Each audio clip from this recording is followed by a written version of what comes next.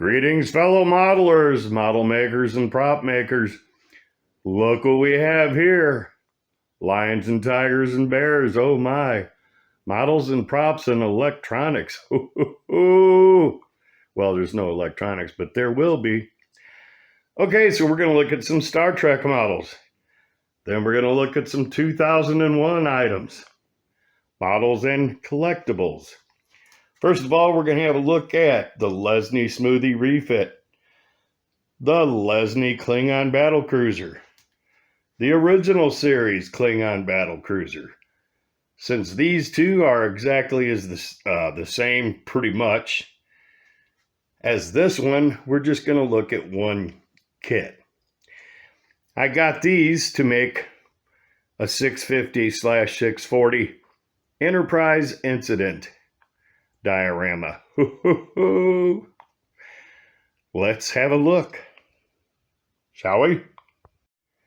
Okay, here's what we got. This is exactly what I bought. Open box, partially built. Somebody started this probably a very long time ago, but that's okay. I've got this under control.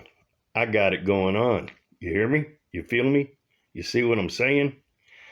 All right, let me pull the stuff out and look at it and explain to you exactly what I'm going to do.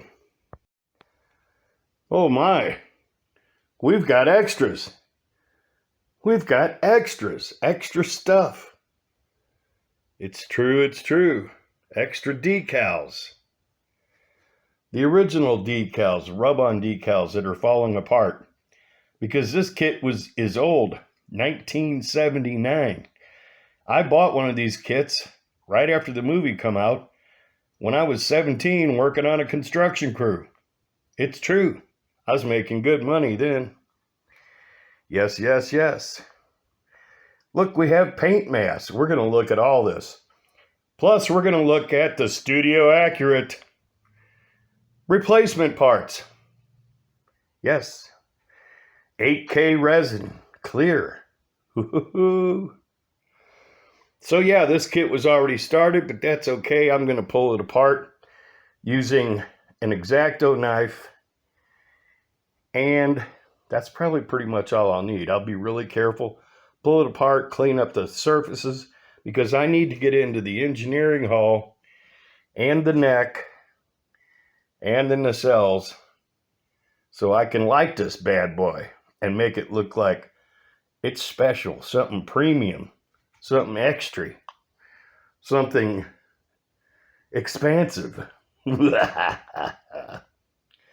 Let's open up the paint masks and have a look. Alrighty then, so we've got 3 sets of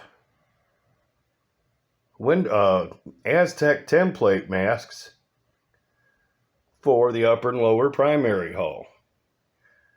I don't even think these guys are in business anymore. But we're going to go ahead and try these.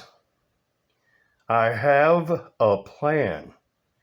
3 sets of Windows masks with directions.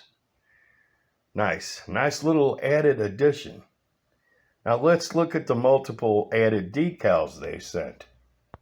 Alrighty, so what we have here is we have the original stickers and rub-on decals. The rub-on decals are falling off of the material that they were attached to, as they're old and dried out and cracked and brittle, and they're falling apart. Also have a set of original series decals. I don't know why they were included, but such is life. And I've got a complete set of water slide decals. Well, almost complete.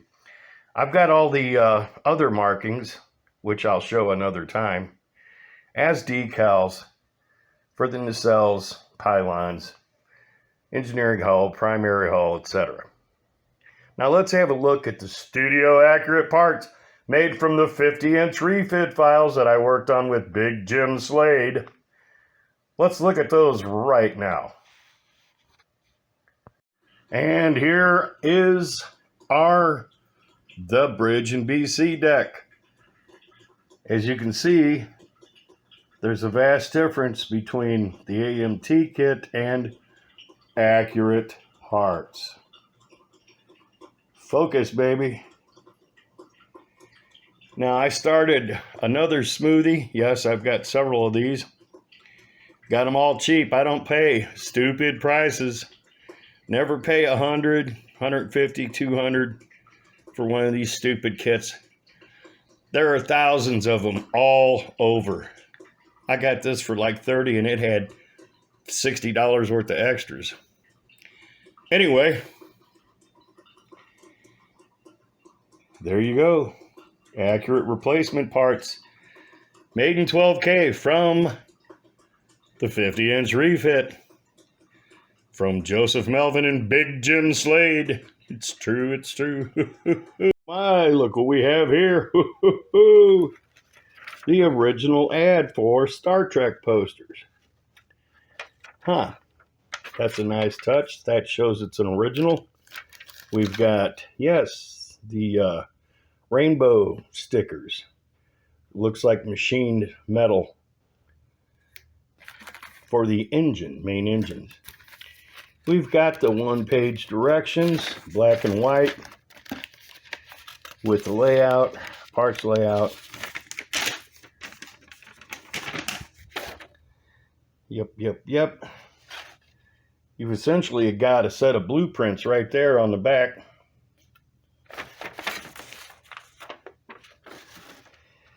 Yes, this was simplicity in and of itself. It's true. Never did like this stand. Horrible. All right, let me open up the bag. Oh, look.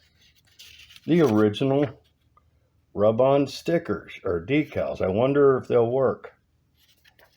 They look like they're in pretty good shape being as old as they are. At least they're not flaking and coming off. Okay, let's have a look. Okay. Yes, I am going to build this. That's why I'm opening it and having a look.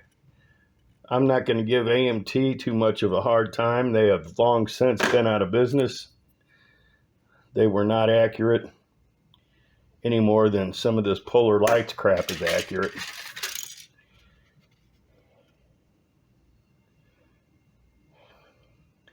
And these parts look pretty good for being as old as they are. At least they haven't yellowed.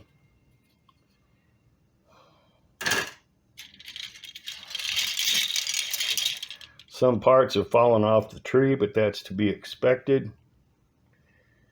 As old as it is, God only knows how many houses this has been to. I'd like to know what the travel diagram looks like on this. Bet this thing's been all over the United States. So yeah, it's the basic original 1979 kit. Some loose parts.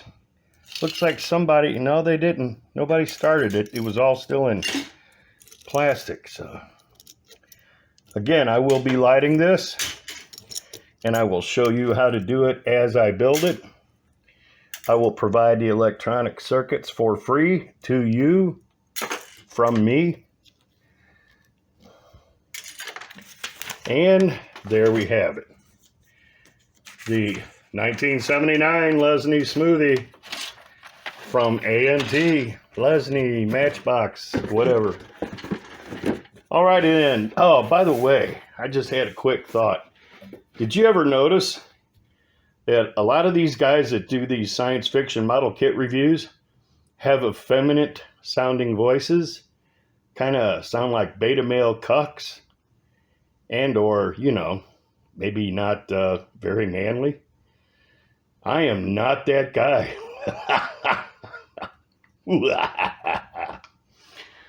Alrighty then, more to come. Let's look at the original series, Klingon D7 Battlecruiser.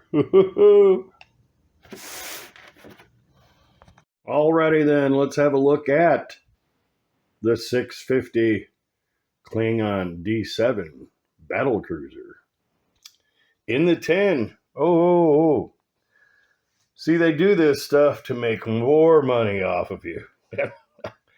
Let's repackage the same thing, the exact same kit from the 70s, make it seem like it's special so that collectors have to have a case, 2 cases, 3 cases. Yeah.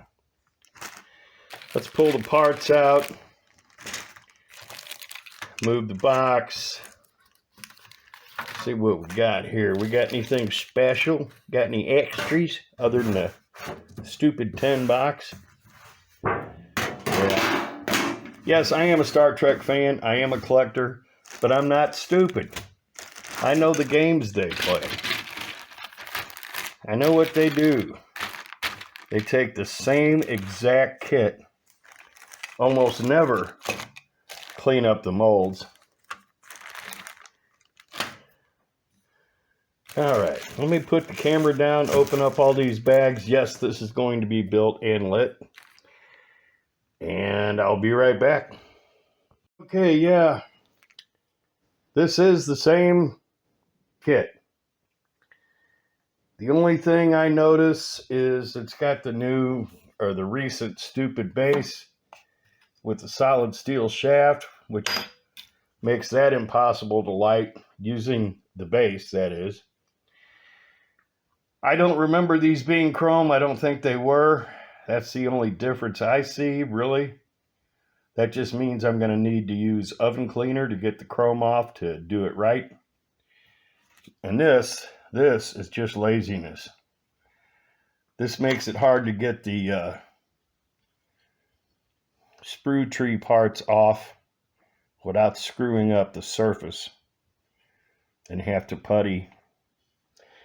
With today's technology, especially in injection molding, that's just laziness. And the parts don't fit, by the way. See? They make no attempt for the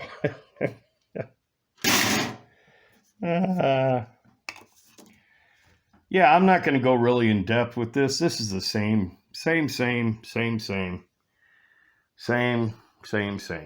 mean, this is the same kit they were making when I was a kid. And I'm 63 years old.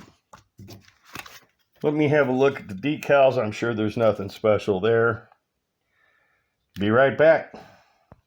Surprise, surprise, surprise. They actually added a little something extra from, well, I don't know, a few years back. This kit's been around so long. They added a couple little extra graphics. That's about it. Nothing special, really. A couple of white decals for the name. Some windows. All right, yeah, I'm going to make this quick because, I mean, it's the same kit. Same kit, like I said, from when I was a kid. There you go. And look what we have here. Yes. 1/72nd scale Orion 3 from 2001: A Space Odyssey from Schmobius Models. Yes, I'm going to go ahead and open this up. We're going to look at the kit, and I'm going to tell you exactly what I think of it. Like I said in the previous video, I have one of these in progress. So I've got a total of 3 of these kits. I'm going to build this one for me. I'm building the other one for my good friend, former customer, client, and yes, friend. Let's open it up and see what's inside. Oh, here we have the 1/72nd scale Orion 3 from 2001: A Space Odyssey.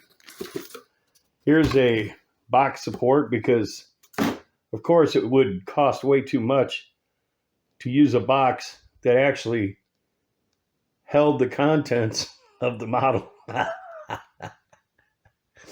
Oh, they're so cheap. And yet they want so much money for these mass-produced, made in China, no American jobs, overpriced kits. And 90% of the time, they're not really that accurate. In fact, they always rely on other people's research, like Ian Walsh and others, to create their models. And yet they never give anyone any credit except themselves and whatever chump they hire to be the name behind the kit. Anyway, let me pull everything out and open it up and we'll have a look.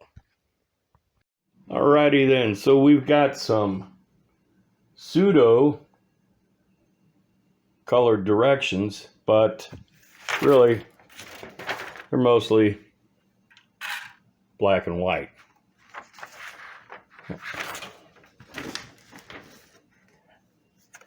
These are the decals, and this is absolutely pitiful. Pitiful. There's no Pan Am markings. There's no detail markings. I mean, it's just ridiculous. Just the amount they want for these kits, these mass-produced kits, and they can't do a better job than this. This is ridiculous. I've got a complete set of graphics I'm going to make available. And I'm going to print up what I have after it's all properly scaled and tested. I'm going to print up what I have and I'm going to make them available for free. So some bum doesn't try to charge you $39.95 for a little piece of brass and some decals. All right, so let's look at all the main parts. Okay, got some clear windows, etc. Your main wing assembly, main fuselage, aft secondary fuselage and engine, wings, interior, seats, some details, cockpit, rear of the engines. Now, as I said in a previous video, I've got one of these really pretty far along. I'm going to have to dig everything out, and then I'll show you the work on that. Actually, I'll tell you, there are a couple things about this. One, the raised details are just way too prominent. Not to mention the fact, well, I already did, no Pan Am decals. That's ridiculous.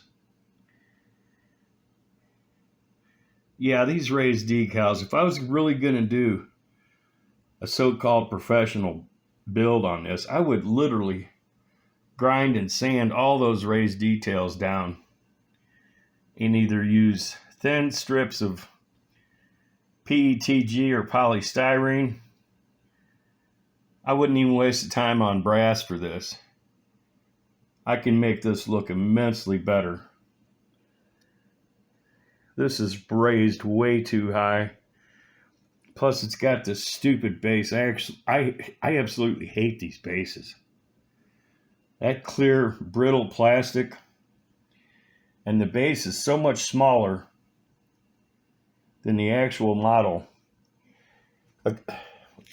A model base should be at least 2/3 the size of the actual model to hold it and keep it from tipping over.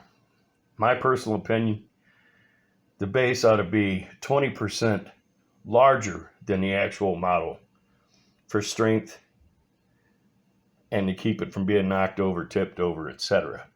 I've got a custom base I'm going to build for this and the other one. You'll see that in another video.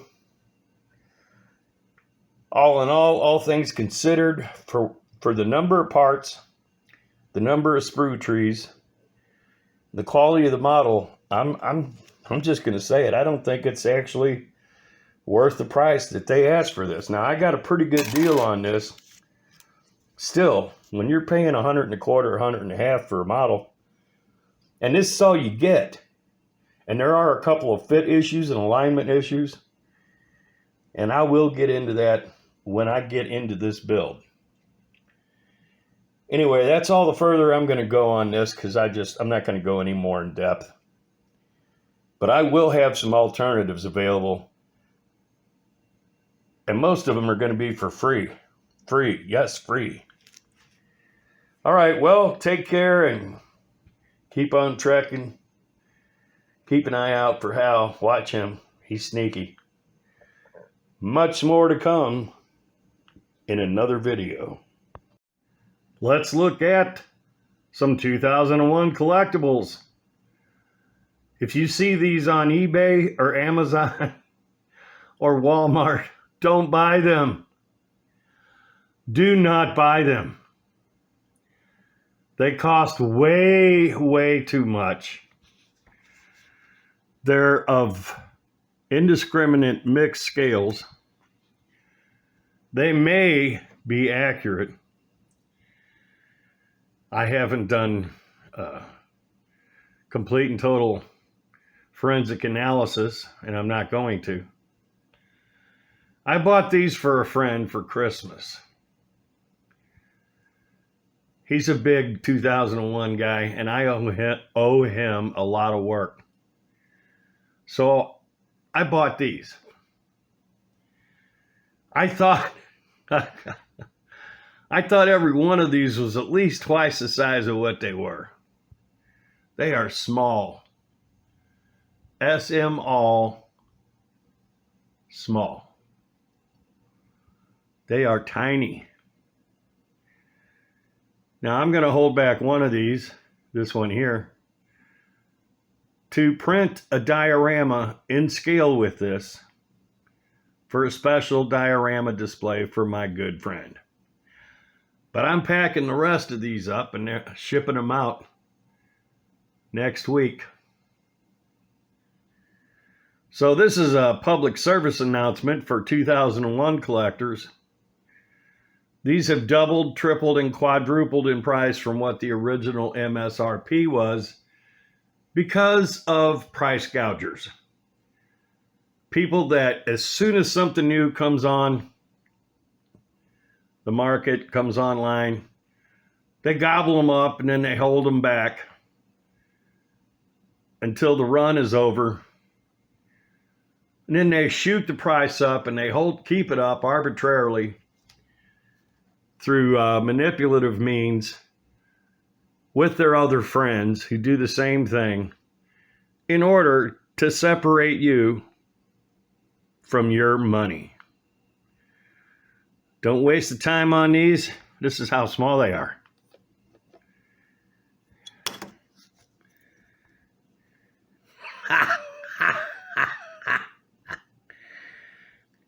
Oh my God, this is the first time I've ever, in a long, long time, I've had a really, really, really bad case of buyer's remorse.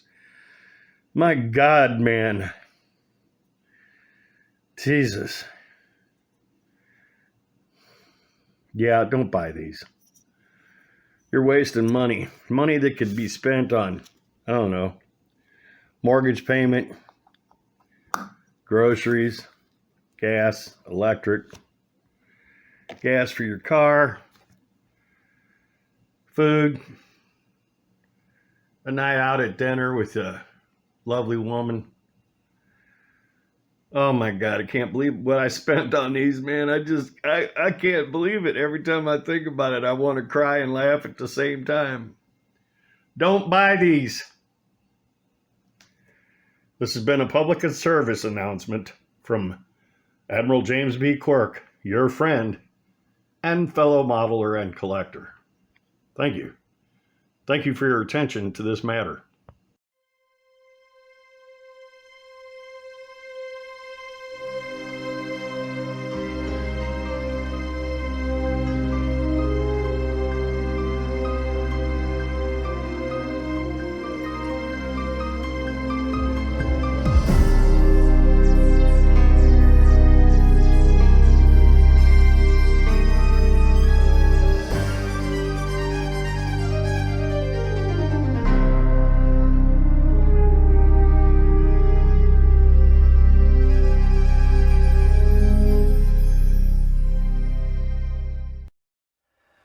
Alrighty then, look what we have here, boys and girls.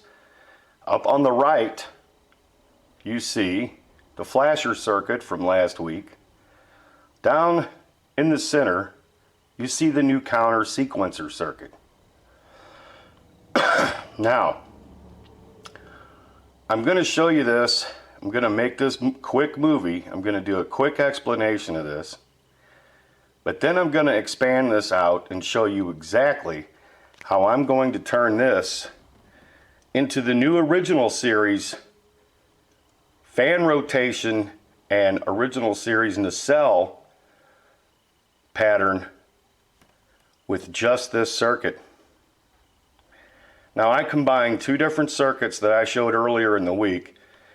I have shown before this video the two schematics and some other information. I did all of this in less than 1 day, but I literally had to stop yesterday because I was losing my eyesight. I just can't do this little stuff. I need one of those huge magnifying glasses because my eyes start crossing and they start watering, and then my vision starts blurring. Just can't do this little stuff. That's all there is to it. Need to get a big old massive magnifying glass. Now, in a future demonstration, I'm going to show how to change the range and speed of this counter circuit, and how to give rotating nacelle effect, and how to give a random blinky effect that can be used in multiple applications. So this circuit is going to cover the original series nacelle circuit. It's going to cover the active Mel cars for the Enterprise E pool table MSD. It's going to have the rotation fan blade effect, and it's going to have the random or pseudo-random flasher effect just by changing the pattern. I'll explain all that in another movie, but I had to show you this because it literally worked right the first time. I did all the work in my head, combined the two circuits, modified them, and this is what I've got. The flasher from last week, or the strobe effect light from last week, and here it is, Monday. This is circuit 1 of what you will see in multiple applications across multiple builds. This is why I've been doing electronics. And I'm going to show you in just a minute a few more things that I've already got more than halfway done for both the Nomad and the Guardian Gate. So trust me folks, I'm working my rear end off. You guys got to cut me a little slack now and then. And there you go. As always, keep on trekking. Okay, so this is going to be the sound to light circuit for the Guardian Gate. I've modified this and redesigned this. I'm going to be adding to it. That's the yellow, or the green, and the red for the Nomad sound to light circuit for the full-scale Nomads. I will be testing those this week. I just had the yellow LEDs come in with a complete LED supply, so I'm going to finish assembly on this, solder all these together, test these with the sound to light circuit and the soundboard, test this, finish adding all the LEDs and expanding this circuit, and then test this for the Guardian Gate. So there, I have covered over the last week and a half, deflector circuit, flasher blinker circuits, strobe lights, running lights, and this circuit, which is going to be expanded and modified for multiple uses. And I have another flasher already built and ready to test. There you go. All in about a little over a week, maybe a week and a half.